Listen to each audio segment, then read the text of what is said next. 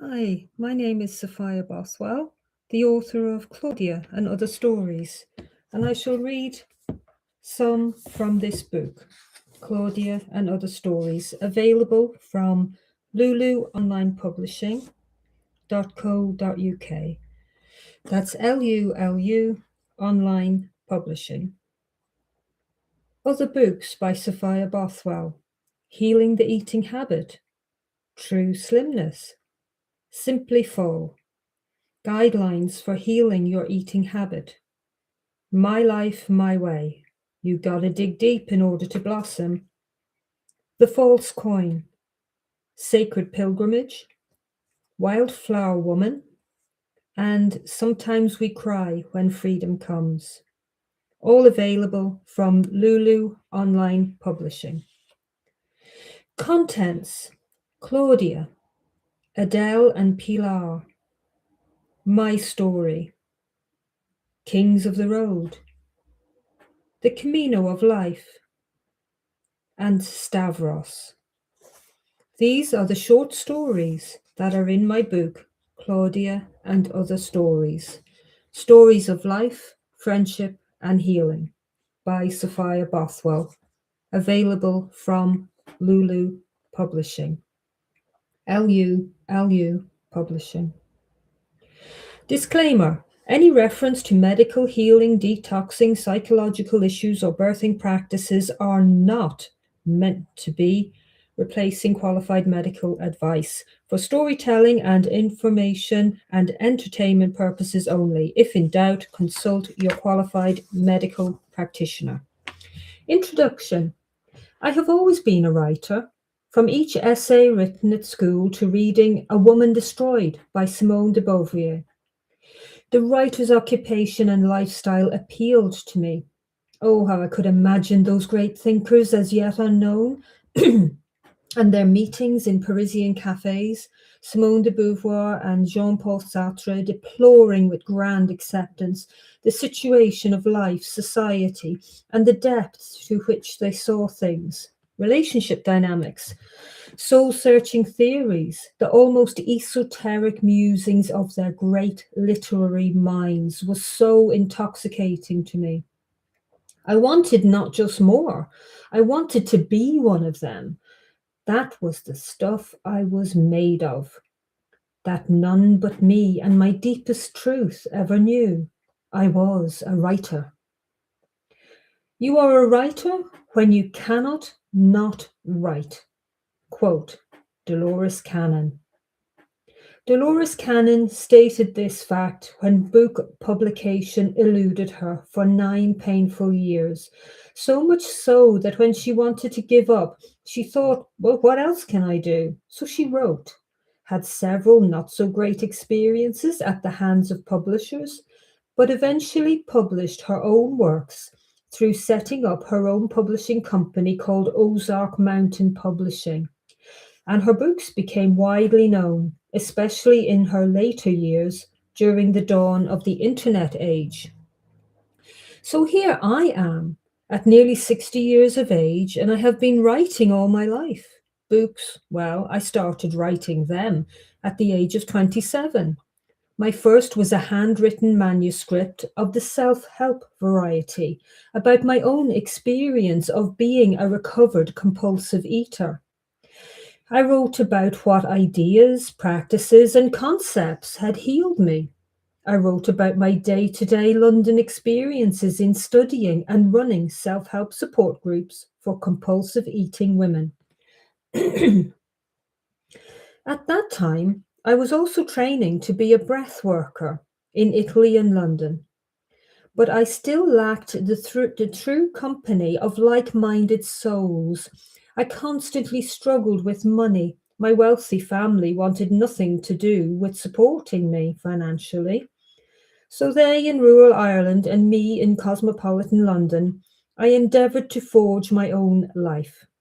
Living with my then boyfriend, I advertised my self-help support groups for compulsive eating women with a handful of handwritten postcards placed in newsagents' windows, local centres, cafes, and on community notice boards. It worked. The women meant to hear my message came to me, and miraculously, through these meagre efforts, small self-help groups formed at my St. John's Wood Therapy Centre. My career began. The boyfriend, a university student at the time, and I moved into a bedsit in Muswell Hill, a leafy and lovely part of London. I became pregnant, and at 30, my life was continually unfolding in that wonderful capital city of life, energy, happenings, and all that the world of polarity has to offer. However, I still had to deal with and heal further layers of my own emotional wounding, as all of us do. But to create my own life, I was continuing to learn as I nurtured the miraculous new life growing within my own womb. In this book, Claudia and Other Stories, I endeavour to outline the aspects of living that I both experienced and felt inspired to write about, because that is what I do. I write. I heal, I explore the inner and outer world of myself as a soul living and breathing on this planet Earth. I engage in life and share as best I can while honoring and respecting both myself and my higher wishes. I again and again have had to walk away from others who have hurt me, forgiving them, for I know not their path. Walking away is always an option, and if it is not, then planning to walk away is always an option that makes you so precisely prepared for when that chink of escape opens that you willingly push through. Easy or hard, you push through, and often to a world so beautiful and in tune with your heartfelt delight that it astounds you. This I wish for you and your loved ones, to not just exist, but to live and grow in accordance with your own inner guidance to fulfillment. This book, Claudia and Other Stories, is also about aspects of my own being in the form of the women presented, the stories they tell, and the experiences they have, so we can connect and be that group of philosophers and mystics, everyday mystics disguised as cleaning ladies, dentists, writers and poets, managers and bus drivers, models and labourers, etc., etc., etc., navigating and exploring, sharing experiences and coming to conclusions, describing futures and theories of how a peaceful, harmonious world can be, truly be, and above all, how to heal our own addictions, whatever they may be. Addictions to money, drugs or wine, food when full, cigarettes, coffee, sugar or pills, how to drop them bit by bit or use them medicinally, consciously knowing what happens when we experience that sort of life, whom we connect with, how we heal and grow, and be our own path of destiny and fate, living, and in due course dying, moving on to the next incarnation, and maybe, just maybe, meet again on this wondrous cosmic adventure that we can never really know the scope of, the meaning of, or the value of, except that it is what it is. My dearest wish is that you enjoy this book and glean from its pages and words, utterances and stories, the gems that benefit your life in practical and mystical ways. Much love, Sofia Bothwell. First story, Claudia. Claudia and Claude met when they were young. Their friends laughed at their names, for they rhymed a little. Claudia and Claude, Claudia and Claude, they would chant in the pub, mostly good-heartedly.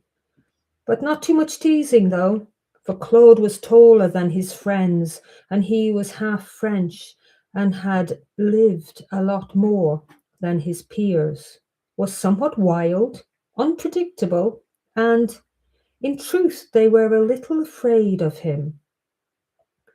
Claude had dropped out of school, refused to work, wore a Mohican hairstyle, and was rumoured to do drugs. Plenty of street cred there, the valuable currency of youth. Claudia remembered the first time she saw Claude. He'd strode into the disco like he owned the place, with a small friend, smaller in stature, a sidekick, following him, obviously his subordinate. Later, much later, Claudia was to realise that Claude was one of those people that needed a sidekick, never a friend. He might fool you into thinking that you were his friend, but eventually you would realise that you had just been a sidekick.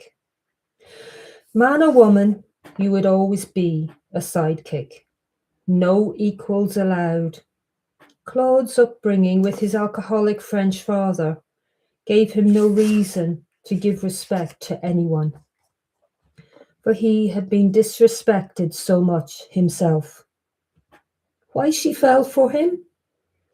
An energetic impression that was within her being from childhood, combinations of many things, a father who left, an emotionally distant mother, and a long ago childhood classmate, now passed away. The root lay there. She had definitely been his sidekick, but had forgotten, or not rather, never quite recognized that that is what she had been, a sidekick all those years ago, all those school years, a sidekick. When she was not his punching bag, that is. She'd forgotten that too. Too much pain to remember, too much pain to feel. So it got repressed. So one could go on living without knowing a lot had gone wrong. Horribly wrong. When mother was at work and children at school. Such is life. Such is the saving grace of the automatic childhood psyche. It forgets until the time is safe to remember and heal. Years later, the flat in Kensington. Claudia was 25 and stared at the milk in the fridge. That was about all there was in the fridge. Again, normal. Something told her to open the new carton of milk. Something whispered to her that the already open one, the one Claude would expect her to drink from, may be drugged. Calmly she opened the new one and used that in her coffee.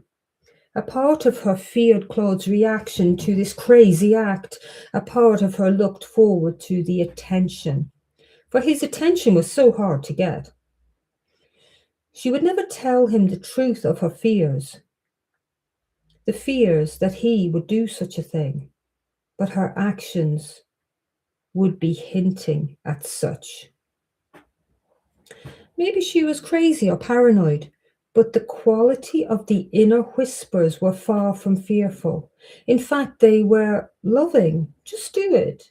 Just open the new one, just to be on the safe side. She did not really want to contemplate the fact that Claude would sprinkle a little Valium or whatever in her milk. But the thought came to mind of what a friend had warned her. A drug addict will do anything to get you hooked. And Claude's moods were erratic, and she had stated that he was not to smoke dope in the flat, for she had given up. And he had so easily complied that she suspected that he had simply gone underground, so to speak, not given up, but hidden it better. And the resentment he would have, if that was the case, would be seething within his consciousness. What better way to get back at her but to sprinkle a little Valium in her milk? And oh, he noticed the open carton. There they were, evidence. 2 or 3 in a row, all open. How did she know? He was half flattered that she had caught on to his antics. Attention of a sort, like a crime novel. The detective found out, but how? I told the guys at work, she always opens the new carton, he stated to her one day. Why would he talk about such a mundane thing if there was not something more to it, she thought. I have to move out. This quasi-chic bohemian pretense that we can be friends is crap, she resentfully thought. It sickens me. He only wants to control.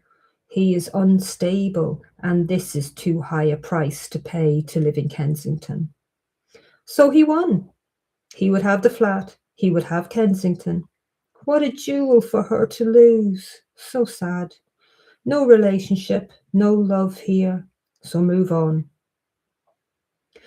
Her stubborn pride did not like this. She did not like this at all. The dream of 5 years ago dead. Such simple things she'd expected. Respect, love, faithfulness, peace. Never happened. She'd gotten the opposite. Trickery, violence, manipulation, and betrayal. So this is why she must leave. She had enough insight to see the repetition of the power struggle dynamic that had its roots with her classmate and other long ago family dynamics. Yes, Claudia saw the similarities, the repeated patterns. Claudia now, with no brain fog from the Valium-laced milk, considered an area of London called Wood Green, where a friend of hers had stayed some years ago before, and she had visited on occasion. Buying the Evening Standard every day, she glanced through the rooms for rent adverts, and one day she saw a name, Ruth. Ring Ruth, a room to let. She went to see it and fell in love with the simple room. A single bed, a wicker sofa, an old-fashioned dresser, a large window overlooking a tree in the back garden of this shared house. And miracle of miracles, she took it. What had allowed that to happen? That finally she left him and was willing to start anew without him. Whatever it was, it saved her life. Up to page 13, Claudia and Other Stories. Available from Lulu, online publishing, paperback.